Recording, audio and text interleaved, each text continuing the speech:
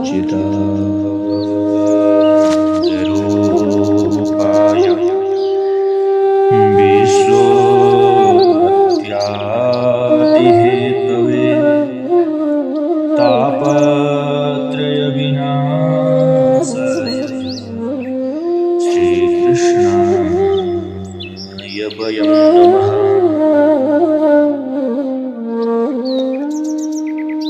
हमारे प्रभु कैसे हैं? तो सत्य चित्त और आनंद स्वरूप भगवान श्री कृष्ण को हम नमस्कार करते हैं। विश्वोत्पत्त्यादि हेतवे, जो जगत की उत्पत्ति, स्थिति और विनाश के हेतु तथा तापत्रय विनाशाय, आध्यात्मिक, आदि दैविक और आदि भौतिक तापत्रय यानी कि तीनों प्रकार के तापों का नाश करने वाले हैं। अब आप लोग कहेंगे तीन प्रकार का कौन कौन सा ताप? तो बाबा रामचरितमानस में लिखते हैं कि दैहिक, दैविक, भौतिक तापा राम राज का हो नहीं व्यापा। दैहिक ताप, दैविक ताप और भौतिक ताप, ये तीन प्रकार के ताप बताई गई हैं। इनको आप आगे विस्तार से श्रवण करेंगे। ऐसे तीन प्रकार के तापों को नाश करने वाले हमारे ऐसे भगवान श्री कृष्ण हैं। ऐसे हम सच्चिदानंद स्वरूप भगवान श्री कृष्णाय वयं नमः, श्री कृष्ण को हम सभी नमस्कार करते हैं। यहाँ पर देखिए वेदव्यास जी ने सिर्फ अपने लिए नहीं कि मैं नमस्कार करता हूँ, यहाँ तो ऐसा कहे हैं कि वयं नमः, हम सभी नमस्कार करते हैं। बोल सच्चिदानंद भगवान की। इसमें परमात्मा के शास्त्रों में तीन स्वरूप कहे गए हैं। आप कहेंगे महाराज कैसे, कौन कौन से? तो सच्चिदानंद रूपाय, छोटा सा शब्द है पर इसमें तीन शब्द छुपे हैं। कौन कौन से? परमात्मा के तीन स्वरूप कौन सा होता है? तो सत्य स्वरूप और चित्त स्वरूप और आनंद स्वरूप, ये तीन स्वरूप बताए गए हैं। सत्य प्रकट रूप में सर्वत्र व्याप्त है। सत्य जो है सर्वत्र व्याप्त है, चित्त मौन है और आनंद प्रकट रूप में व्याप्त है।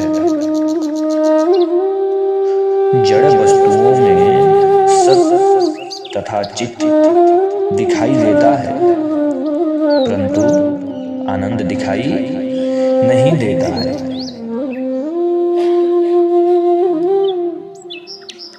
जीवों में भी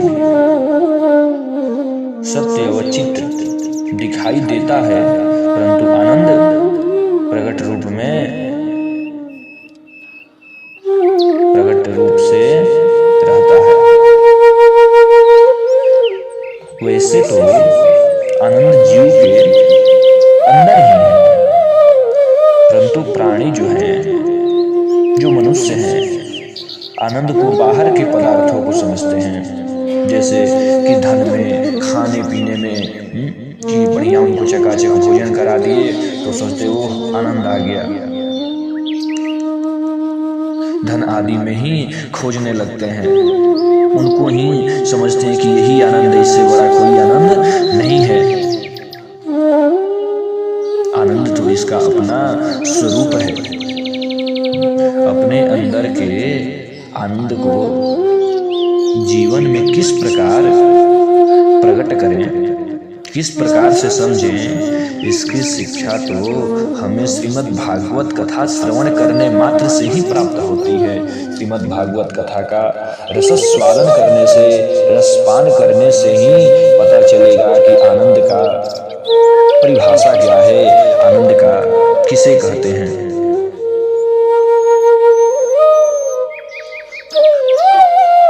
शास्त्र कहते हैं कि काम को छोड़ो, क्रोध को छोड़ो, लोभ को छोड़ो और मोह को छोड़ दो। परंतु जो मनुष्य सोचिए, आप लोग विचार करिए कि जो पान सुपारी को, तंबाकू को नहीं छोड़ सकता है, उसको बोल दो कि छोड़ दो तो कहता है अरे नहीं महाराज, छोड़ देंगे तो नींद नहीं आएगी, मर जाएंगे, नहीं हो पाएगा। तो सोचिए कि काम, क्रोध, मद और लोभ को कैसे प्राणी छोड़ सकता है। जब एक छोटी सी चीज को नहीं छोड़ पाता है तो इतनी बड़ी बड़ी चीज को कैसे छोड़ सकता है। एक चौपाई है कि चिंता सापिनी को नहीं खाया, जो जग जाहिन व्यापी माया। वेदांत कहता है कि जब सब कुछ त्याग करके ईश्वर से मिलने चलता है तभी ईश्वर को पहचान सकता है, उसे परिचय हो सकती है। लेकिन अपने जैसे संसार में फंसे जीव उपनिषदों के ज्ञान को पचा नहीं सकते। इन सब बातों का विचार करके ही भगवान व्यास जी ने श्रीमद् भागवत की रचना की। यही बात परम पवित्र नैमिषारण्य क्षेत्र में एक बार ऋषियों के पूछने पर कि हम ज्ञान का सत्र का आयोजन कहाँ पर रखें, ज्ञान की गंगा हम कहाँ पर बहाएं, ये मन में विचार करके सभी ऋषि महर्षि लोग ब्रह्मा जी के पास में गए और ब्रह्मा जी ने एक चक्र दिया और निर्देशित किया और उनको बतलाया कि जहां इसकी नैमी शांत हो जाए, इस चक्र का जहां पर नैमी जाकर के शांत हो जाए, उसी क्षेत्र को आप लोग पुण्य क्षेत्र समझना और वहीं पर इसका आयोजन आप लोग कर देना। तो चक्र चलता गया और चक्र चलता हुआ भारतवर्ष के कहां पर गया, उत्तर प्रदेश के, ध्यान देने वाली बात है, सभी लोग ध्यान दीजिएगा, उत्तर प्रदेश के सीतापुर जिले में शांत हो गया। तभी से उस स्थान का नाम नैमिषारण्य पड़ गया। बोल नैमिषारण्य धाम की। तभी से इसका नाम नैमिषारण्य पड़ गया। कौन कौन गया नैमिषारण्य? लोग हाथ उठाइए। तो जो नहीं गया है तो सभी लोग जाएं और उसका दर्शन करिए।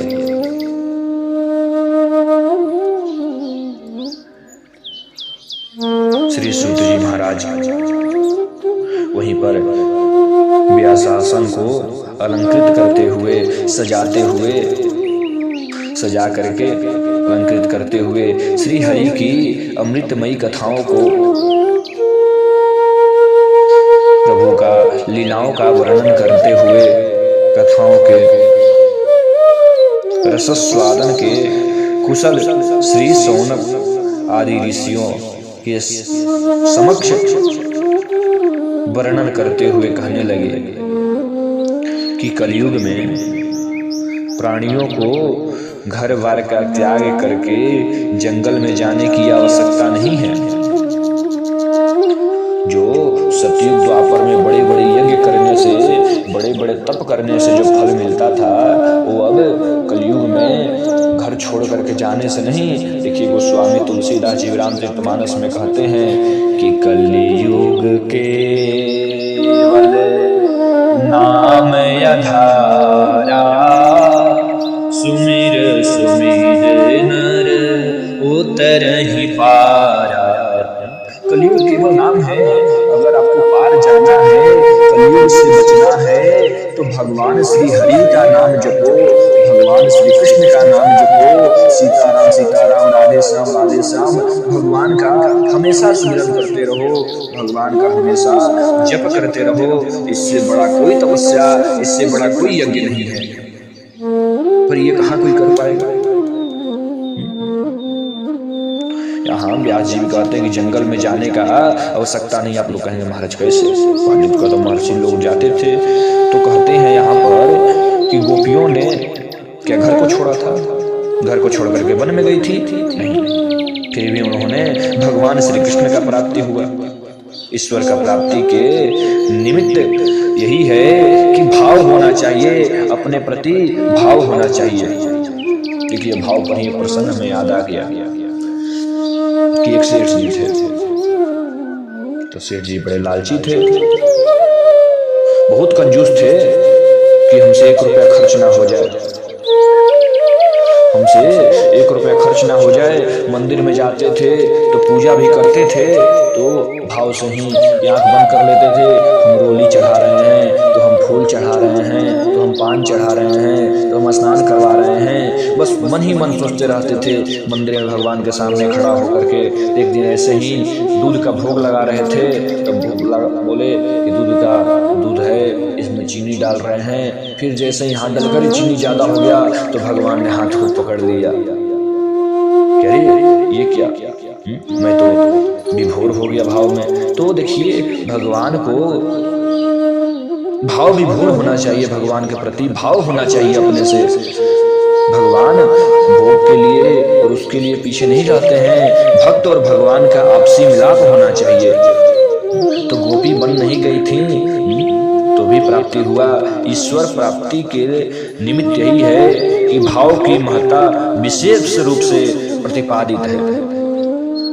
भाव प्रधान जीवों को ही गोविंद कल्याण करने की बाध्य हो जाते हैं। जब आप भगवान के प्रति भाव करेंगे तो अपने आप गोविंद बाध्य हो जाएंगे कि नहीं, भक्त को हमें रक्षा करनी चाहिए। कहा गया है कि सबरी ने कहाँ पर वेद पढ़े, गोपी कब गई पटशाला। गजराज ने कहाँ पर मंत्र पढ़े, कुब्जा ने चंदन घिस डाला। बोलो राधे राधे। कहाँ ये लोग गए थे, फिर भी ये लोग तर गए। तो भगवान के प्रति भाव होना चाहिए, इससे बढ़कर के और कुछ नहीं है रे प्यारे।